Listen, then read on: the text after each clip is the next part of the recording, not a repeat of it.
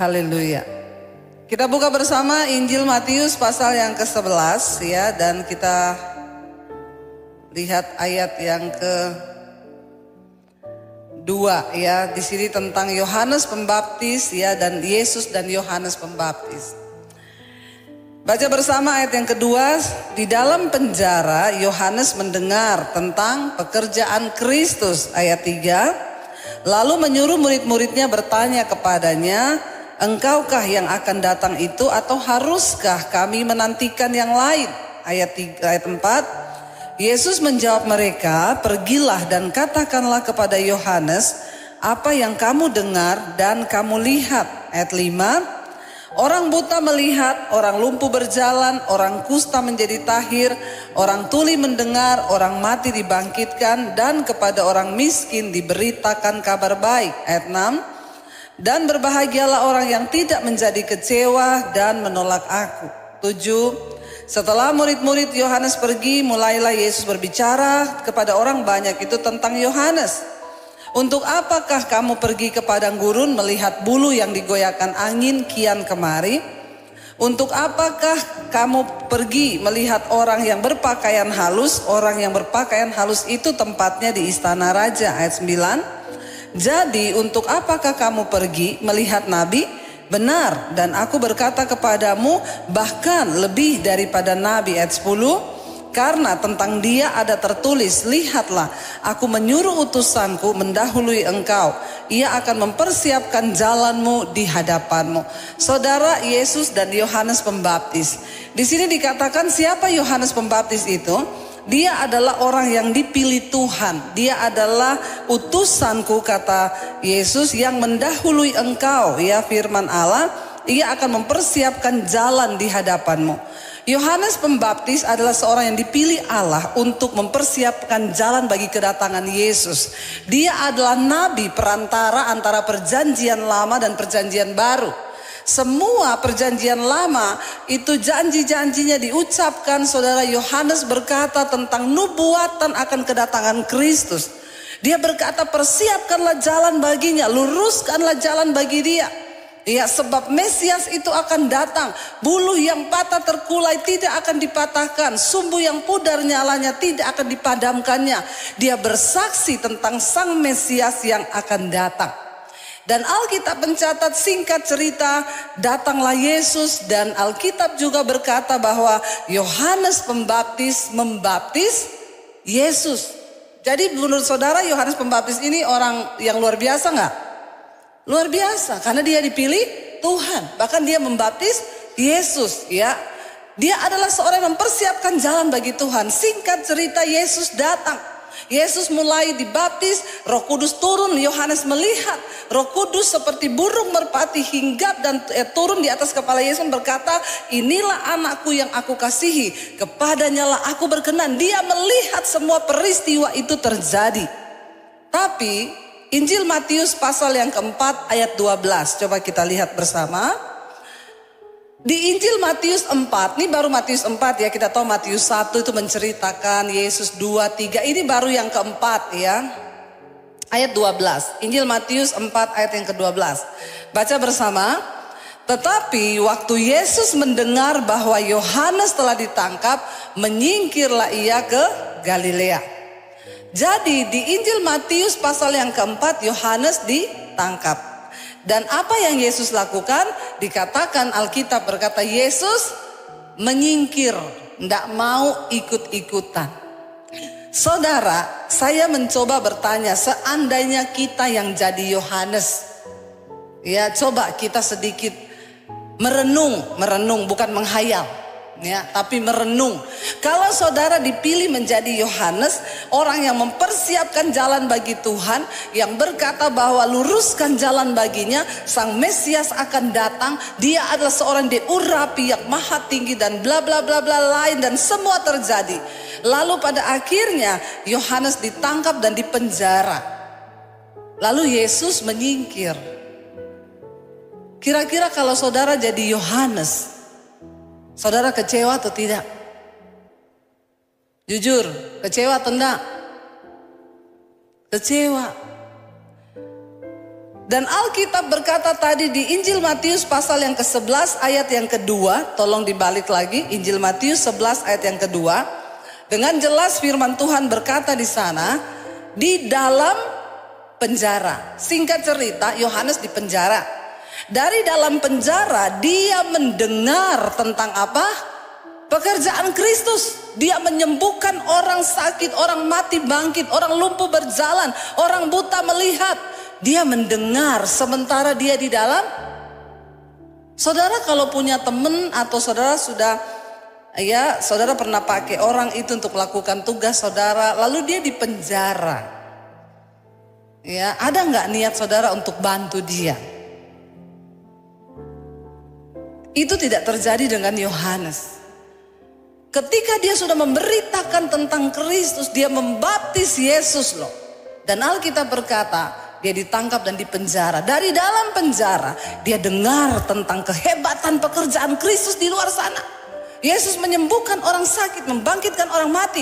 Dan dia saudara merasa orang lain bisa ditolong, orang lain dilakukan sesuatu. Tetapi kenapa aku tidak ditolong? Ada rasa iri hati melihat pekerjaan Tuhan bagi orang lain, tapi kenapa saya tidak? Seringkali kita juga mengalami ini dalam hidup kita. Ketika kita mendengar orang ditolong, ya tidak semua orang dengar kesaksian kita itu seneng loh saudara. Ada yang waktu kita cerita, kita bersaksi, dia tuh pura-pura seneng. Oh iya ya, hebat ya, dahsyat ya.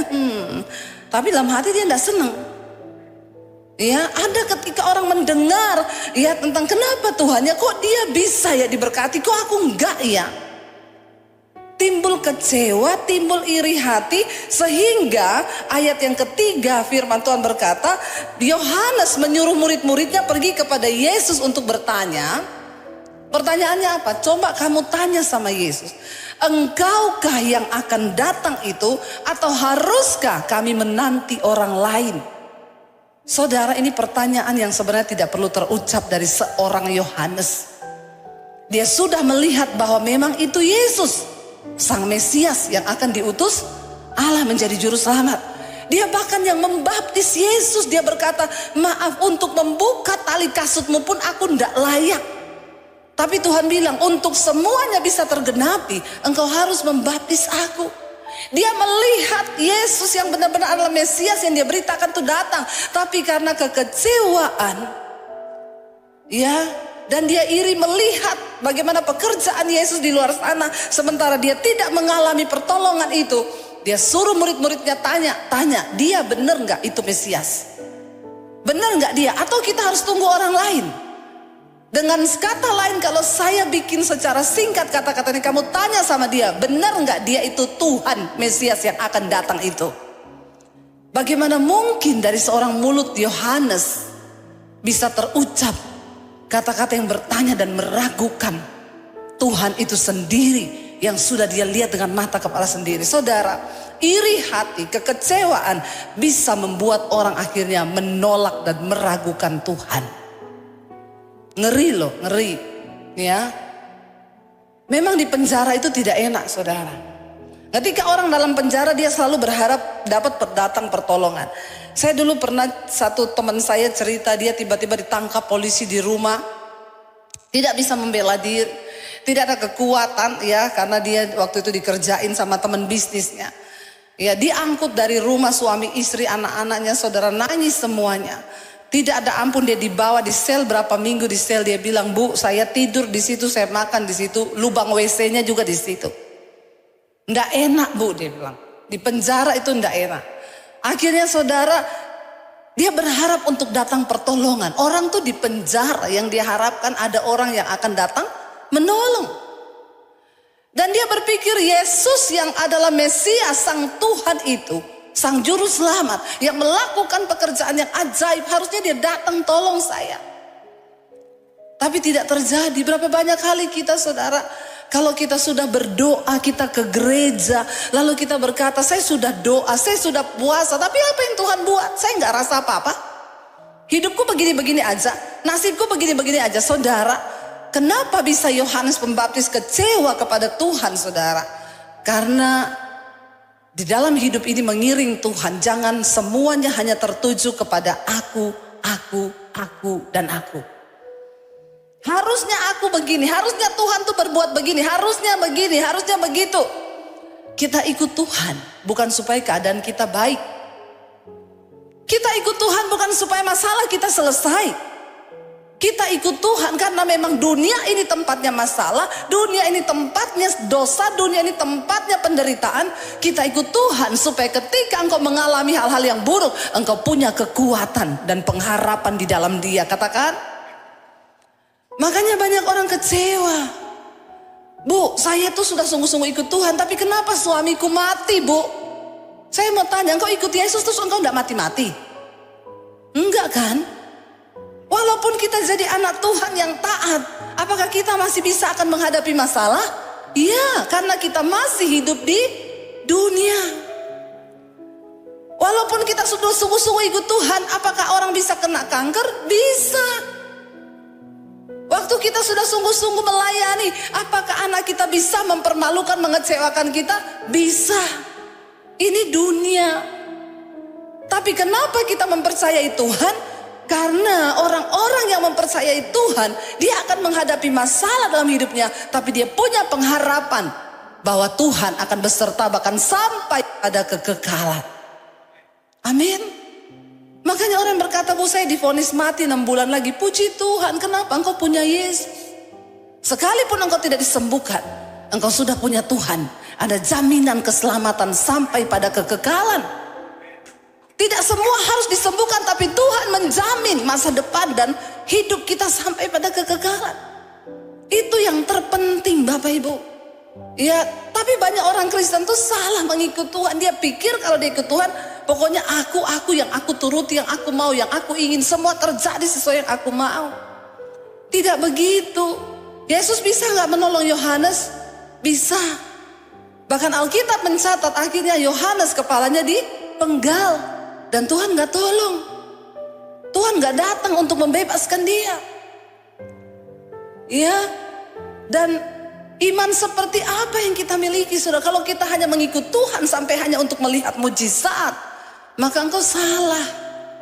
Ya, kita mungkin akan kena sakit satu saat. Kita juga mungkin akan mati. Tetapi kita harus tetap percaya. Kita percaya Yesus karena ada jaminan sampai pada hidup yang kekal. Karena hidup yang sesungguhnya bukan di dunia ini. Makanya Alkitab berkata, kalau engkau hanya menaruh harapan saja kepada Kristus selama engkau hidup di dunia ini, engkau adalah manusia yang paling malang dari semua manusia yang ada di dunia. Taruh pengharapanmu sampai pada kekekalan. Tuhan, aku sembuh atau tidak sembuh, aku percaya engkau menjadi jaminan sampai pada kekekalan. Aku kaya atau aku miskin, aku tetap percaya bahwa engkau Tuhan yang setia. Itu yang Tuhan mau, Bapak Ibu. Jangan engkau punya kekecewaan. Kalau orang sudah kecewa dan kecewa itu susah. Lalu jadi tawar hati. Tidak ada rasa. Iya, kalau tawar hati itu sulit. Roti tawar masih enak. Dikasih meses sama susu. Jadi sedap. Tapi kalau hati tawar, siapa yang bisa? Ya, untuk membuat hati itu kembali manis. Saya tuh kalian dengar orang bercerai. Kadang-kadang hakim itu belum memutuskan palu ya. Dia akan bilang, Bapak Ibu saya kasih waktu 1 bulan. Coba merenung dulu. Coba bernegosiasi dulu. Coba pulang dulu, jangan terburu-buru. Ingat yang manis-manis. Coba ingat dulu pertama kali kamu jatuh cinta. Ingat dulu pertama kali kamu ketemu. Ingat waktu kamu lirik-lirikan. Ingat waktu kamu jatuh cinta. 1 bulan saya kasih kamu waktu. Berpikir lagi baik-baik. Kalau hatinya ya kecewanya masih di tahap yang sedikit, masih bisa akhirnya lewat hamba Tuhan atau apalagi mereka melibatkan Tuhan, bisa.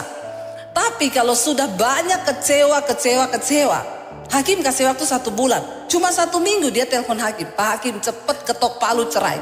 Jangankan 1 bulan, 1 minggu kami sudah mau saling bunuh ini. Kenapa? Karena hatinya penuh kekecewaan. Karena orang itu kalau kecewa sudah pasti menolak. Ya, jangan engkau kecewa sama manusia, apalagi kepada Tuhan. Jangan kecewa Bapak Ibu. Dia suruh tanya, lalu Yesus menjawab begini kepada murid-muridnya. Jawab Yesus ya. Yesus menjawab mereka, pergilah ayat 4 dan katakan kepada Yohanes apa yang kamu dengar dan kamu lihat. Cerita aja apa yang kamu dengar, yang kamu lihat. Apa yang harus kamu sampaikan kepada Yohanes? Dia nggak perlu tanya kamu Mesias atau bukan, cerita aja. Orang buta melihat, orang lumpuh berjalan, orang kusta menjadi tahir, orang tuli mendengar, orang mati dibangkitkan, dan kepada orang miskin diberitakan kabar baik. Ini adalah hal-hal yang juga diberitakan Yohanes ketika dia menyatakan bahwa Sang Mesias akan datang. Dia akan membawa sebuah pengharapan yang baru, kata Yohanes. Tapi ketika dia kecewa, dia menjadi tidak percaya. Lalu Yesus berkata kepada mereka, dan tolong sampaikan kepada Yohanes ayat 6. Dan bilang kepada Yohanes, berbahagialah orang yang tidak menjadi kecewa dan menolak aku. Dia bilang sama Yohanes, berbahagia orang yang tidak menjadi kecewa dan menolak aku. Karena orang yang kecewa sudah pasti nanti akan menolak. Dan ayat 7 berkata, setelah murid-murid Yohanes pergi, mulailah Yesus berbicara kepada mereka. Dia ceritakan Yohanes adalah seorang yang besar. Dia dipakai sebagai utusan Allah. Dia adalah seorang nabi antara perjanjian lama dan perjanjian baru, yang menyatakan bahwa nubuatan itu akan digenapi. Tapi apa yang terjadi saudara? Kekecewaan meliputi hatinya. Bapak Ibu ya, kita harus berdamai. Dan jangan biarkan rasa kecewa itu selalu ada dalam hidup kita. Kemarin berapa malam yang lalu saya bacakan kesaksian di Mesbah Doa. Yang ikut Mesbah Doa pasti tahu. Seorang ibu cerita, Bu, saya mau bersaksi. Sebelum saya mengenal channel Ibu Debbie, saya ini orang yang penuh dengan kekecewaan. Saya kecewa kepada suami dan mertua saya. Saya tidak bisa mengampuni mereka. Hati saya sudah kecewa. Akhirnya Bu, ya karena kekecewaan itu, saya tiap hari itu pengen marah, stres. Orang itu kalau banyak kecewa di hatinya itu marah-marah, stres ya. Selalu saya ingatkan, hati-hati, darah mengental, warnanya hitam, kortisol naik. Kalau engkau simpan kecewa, amarah, kepahitan, itu sudah satu paket. Lalu akhirnya dia bilang, saya mulai mendengarkan khotbah-khotbah di YouTube. Ketika saya mulai mendengarkan khotbah-khotbah di YouTube, saya dengar ibu tuh khotbah selalu soal kekecewaan, kepahitan, harus mengampuni. Tapi saking saya kecewa, saya abaikan. Tiba-tiba saya sakit gigi, Bu. Syaraf gigi saya itu sakit sekali. Saya berobat ke dokter gigi biasa. Dokternya bilang saya kasih antibiotik, obat syaraf dan lain sebagainya. 3 bulan berobat tidak sembuh-sembuh. Bayangkan loh, sakit gigi. Dia pindah ke dokter yang lebih ahli lagi saudara. Dokter kedua dia datang, dia berobat. Ya berobat berbulan-bulan saudara, tidak sembuh juga. Udah minum antibiotik, udah disuntik, udah apa, enggak sembuh. Dia bilang, ibu tahu sakitnya itu setengah mati, sakit banget. Sampai dia minum aja nggak bisa. Minum kalau kena syaraf itu kesakitan. Bukan cuma minum, makan, tidur pun nggak bisa. Dan itu sakit gigi saudara. Saudara pernah rasa sakit gigi? Lebih baik sakit gigi daripada sakit hati. Katanya sih, tapi menurut saya lebih baik sakit hati sih daripada sakit gigi ya. Kalau sakit hati cepat-cepat bertobat, minta ampun sudah beres. Tapi sakit gigi, dan dia sakit gigi itu setengah tahun lebih, bukan 1 hari 2 hari. Bayangkan sakit terus saudara. Akhirnya datang ke dokter yang ketiga, ahlinya ahli dokter gigi. Ya dia cari lagi yang paling hebat, profesor. Dia datang, dia lihat, dia bilang kayaknya ini bukan sakit gigi dari syaraf deh Bu. Ini kayaknya berhubungan dengan psikis, kejiwaan. Bisa ya? Bisa loh saudara, dari kekecewaan dan sakit hati naik ke saraf gigi. Ada di antara saudara yang sakit gigi hari ini? Atau sakit apa saja? Ternyata memang benar, dari jiwa itu bisa mempengaruhi hal-hal yang ada di fisik. Tapi dokter itu bilang begini, ya udah tapi kita coba berobat. Hari Senin ibu balik lagi, kita akan operasi. Dan ibu sediakan uang 35 juta. Dia bilang, saya enggak pernah dikasih uang suami saya. Iya karena udah kecewa toh. Apalagi suaminya pelit, tambah kecewa. Bapak-bapak makanya jangan pelit, amin. Dia sakit hati, dia kecewa saudara. Ya dia bilang, saya sudah pikir Bu, operasi 35 juta, suami gak kasih saya uang berobat. Tapi saudara, ketika dokter tuh cuma bilang, Bu ini kayaknya dari psikis kejiwaan. Ibu stres enggak atau apa yang ibu simpan? Dia pulang malam itu, dia merenung. Lalu dia cari khotbah-khotbah di YouTube. Dia bilang saya dengerin khotbah-khotbah, ya khotbahnya Ibu Debbie, satu saat tuh saya nangis malam itu di jamaah Tuhan. Saya nangis semalam-malaman tidak berhenti Bu. Saya minta ampun sama Tuhan dan saya mulai belajar melepaskan pengampunan. Membuang kekecewaan di hati terhadap mertua dan suami saya. Saya kecapean nangis semalaman, saya ketiduran. Waktu saya bangun, saya rasa kenapa gigi saya sembuh. Bener loh Bapak Ibu. Yang nggak tepuk tangan ini nggak percaya. Awas loh kalau Anda sakit gigi ya. Baru Anda mengalami, hati-hati. Dia bilang dia kaget bangun. Kenapa gigi saya udah nggak sakit? Padahal dia tuh lagi menunggu hari Senin, tinggal berapa hari lagi. Dia udah pikir keluar uang 35 juta. Dia akan dioperasi, diobok-obok. Tapi ketika dia lepaskan pengampunan.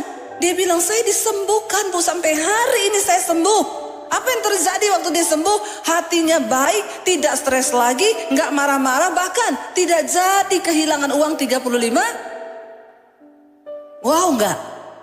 Bilang wow. Amin. Loh saudara, ajaib loh ternyata. Waktu engkau membuang kekecewaan di hatimu, Tuhan bisa mengubah segala-galanya. Tuhan bisa mengubah. Iya, dan tidak ada perkara yang mustahil asal engkau berespon dengan benar. Alkitab Yesus berkata, bilang kepada Yohanes, berbahagialah orang yang tidak menjadi kecewa dan menolak aku.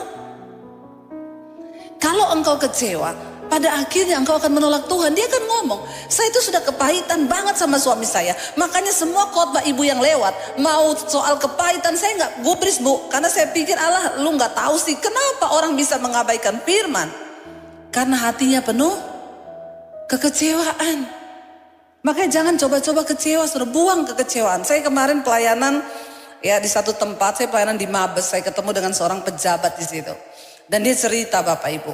Dia cerita bagaimana dia mengalami pertobatan dengan Tuhan. 2019 dia bertobat. Di jamaah Tuhan dia cerita. Kenapa?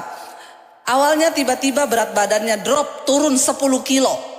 Dalam waktu yang singkat turun 10 kilo. Dia tahu ini gak benar. Periksa ke dokter. Dokter memvonis dia kena penyakit yang mematikan dan engkau akan segera mati. Makanya bersyukur yang berat badannya gak turun-turun. Berarti kita sehat, amin. Haleluya, puji Tuhan. Bersyukur ya. Karena orang gendut susah diculik. Makanya makanlah yang banyak supaya kita tidak diculik. Lalu Bapak Ibu dia akhirnya dokter vonis dia akan mati. Orang itu kalau sudah divonis mati, ya takut kan, pasti cari Tuhan. Dia bilang, dia ketakutan setiap hari, dia takut mati. Dia bilang sampai ibu percaya nggak? Saya 3 kali Bu sudah di atas pesawat, saya minta turun. Bahkan pesawat itu sudah mulai jalan, saya suruh stop Bu. Saya suruh stop, balik, mundur, saya turun karena saya ketakutan luar biasa, saya takut mati. Lalu satu saat dia bilang ini sudah tidak benar Tuhan. Aku bakalan mati memang, cuma kenapa hatiku tersiksa, pokoknya hidupnya itu nggak sejahtera. Pejabat loh punya uang. Akhirnya dia tanya sama Tuhan, Tuhan beri aku kesempatan untuk aku bisa hidup. Kasih aku kesempatan hidup. Dia bilang saya dengar suara Tuhan tuh jelas di telinga saya ngomong begini Bu. Aku akan memberi engkau kesempatan hidup.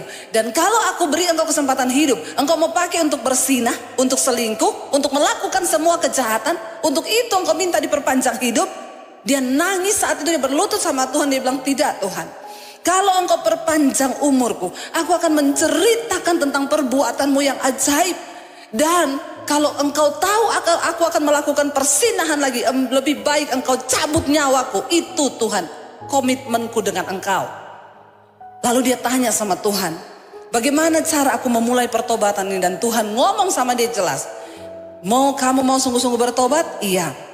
Kamu mau mulai dari mana? Iya. Ceritakan semua dosamu kepada istrimu. Bapak-bapak langsung tegang. Tatap mata saya. Langsung tegang semua, berubah mukanya. Iya. Dalam hatinya dia bilang, saya sih memang akan mati Tuhan. Tapi kalau cerita ke istri bisa dipercepat kematian saya. Yang ada tadinya jantung normal langsung pasang ring 5. Tapi Tuhan bicara itu sama dia. Lalu Lalu dia berdoa, dia bilang, Tuhan, aku tahu dunia kiamat perang akan terjadi. Kalau aku cerita semua dosaku sama istriku. Tapi aku tidak punya pilihan karena aku akan mati. Dia panggil istrinya. Istrinya duduk di depannya dia, saudara. Dia bersaksi, ini ada istrinya di depan saya. Dia cerita, saya mau pengakuan dosa sama kamu. Ya beda ya, bapak-bapak itu berhenti selingkuh karena ketahuan sama ngaku sendiri itu beda ya. Ada yang berhenti bukan apa? Ketahuan. Itu nggak sungguh-sungguh pertobatannya, itu cuma karena ketahuan. Tapi ini ngaku, dia cerita, 21 tahun kita menikah, saya mau cerita sama kamu semua dosa saya. Dia cerita, di apartemen ini ada, di situ ada, di sini ada, di situ ada. Dia bawa istrinya naik mobil keliling, ini loh apartemennya, ini loh rumahnya, ini loh tempatnya, ini loh, ini loh, ini loh. Istrinya syok dan kaget. Istrinya bilang sama saya, Bu, saya tahu suami saya bukan orang baik. Tapi saya tidak menyangka kelakuannya sebejat itu. Ternyata yang dia lakukan tuh jauh dari apa yang saya pikirkan, Bu. Dia bilang, akhirnya Bu, saya plong.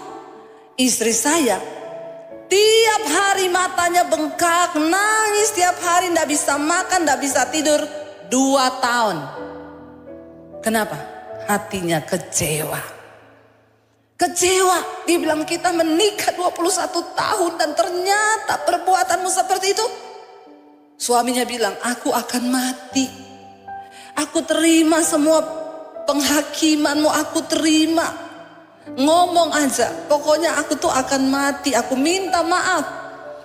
Tapi kenapa istrinya bisa sembuh, saudara? Termasuk cepat, 2 tahun tuh sembuh. Karena dia melihat ada buah pertobatan yang dihasilkan oleh suaminya. Dia bilang, Bu, suami saya tiap pagi bangun berdoa, dengerin khotbah, baca Alkitab. Ya itu khotbahnya Bu Debbie bisa 6-7 kali sehari dia dengar. Di kantor dia dengar khotbah, di rumah dia dengar khotbah. Dulu tengah malam ditelepon istrinya, di mana? Masih dinas, belum pulang. Iya, masih kerja. Nggak usah cari-cari, tutup aja teleponnya. Sekarang Bu, jam 4 udah di rumah. Istrinya bilang, kok udah pulang? Bingung nggak? Bingung. Ada perubahan yang terjadi. Jadi ibu-ibu, kalau suamimu bilang dia sudah bertobat tapi kelakuannya belum berubah itu belum bertobat dan percaya. Pulangnya masih tetap sama tengah malam, kelakuannya masih sama, pret.